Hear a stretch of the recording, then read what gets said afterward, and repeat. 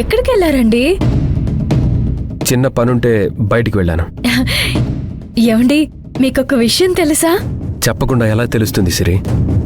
ఇన్ని రోజులు నాకు మీరు గతం గుర్తు రావాలని చాలా ప్రయత్నాలు చేశారు. నేను కూడా నాకు గతం గుర్తుకు రాకపోయినా పర్వాలేదు అనుకున్నాను. కానీ నాకు ఈ రోజు గతం గురించి మంచి విషయం తెలిసింది.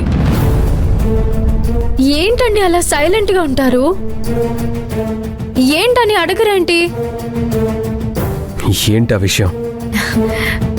మా ఫ్యామిలీ మిమ్మల్ని నా హస్బెండ్ గా సెలెక్ట్ చేశారంట. అసలు నాకు చాలా విచిత్రంగాను సంతోషంగాను ఉందండి. నీకెవరు చెప్పారు? నా ఫ్రెండ్. ఫ్రెండా?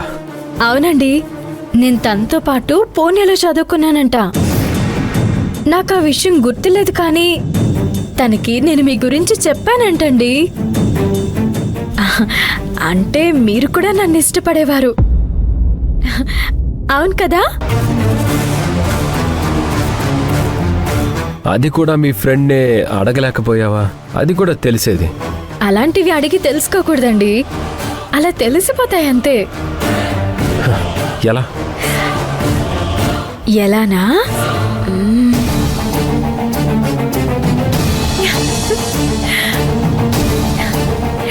ఇలా.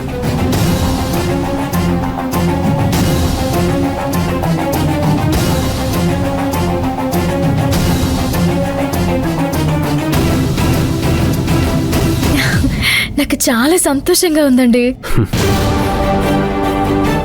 ఓకే, నువ్వు హ్యాపీగా ఉన్నావు కదా? ఏ మీరు లేరా? నువ్వు హ్యాపీగా ఉంటే నేను హ్యాపీగా ఉన్నట్టే కదా? ఏంటండి, మీరు కొంచెం కూడా సంతోషంగా ఉన్నట్టు నాకు అనిపించడం లేదు. ఎలా ఉంటాను? అవును, మీరనేది కూడా నిజమే. ఎలా ఉంటారు? నాకంటే గతం గుర్తులేదు.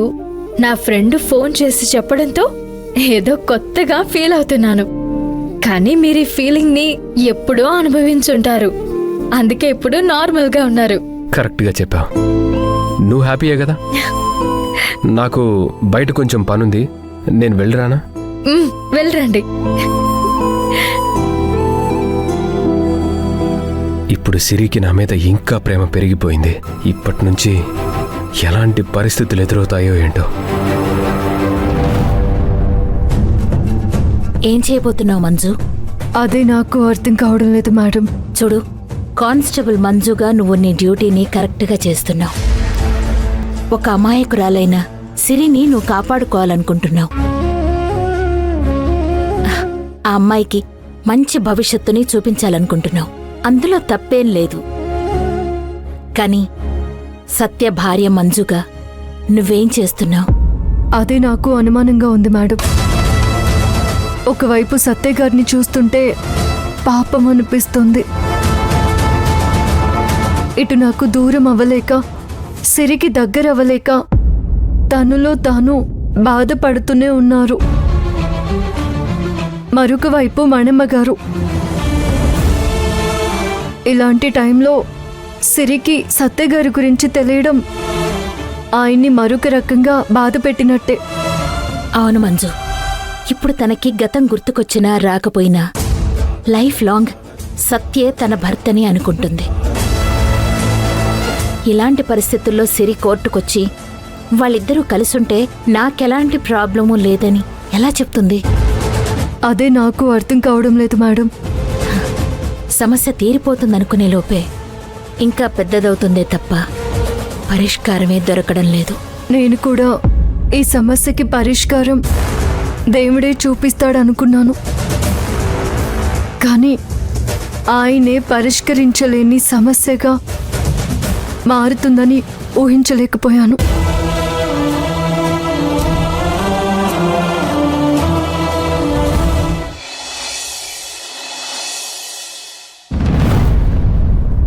నీకో నిజం చెప్పాలరా, ఎన్ని రోజులు సిరి మీద ఎందుకు అటాక్స్ జరుగుతున్నాయి? తన ఆస్తి కోసమే కదా. ఇప్పుడు వాళ్ళు సిరిని ఏమీ చేయలేరు. నీకెలా తెలుసమ్మా?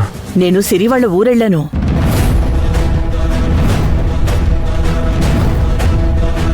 మొత్తం తెలుసుకున్నాను.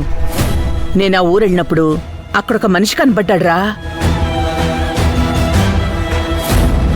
ఇంతకీ ఎన్నెకరాలుంటుంది? 100 ఎకరాల దాకా ఉండొచ్చమ్మా. ఒక్కతే వారసురాలు.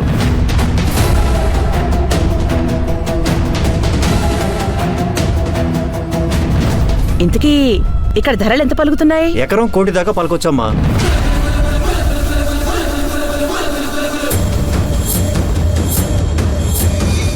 అది విషయం. కాబట్టి వీలైనంత తొందరగా నా కోడలి కడుపు పండితే ఆ శత్రువుల నుంచి ఏ ప్రమాదం ఉండదు.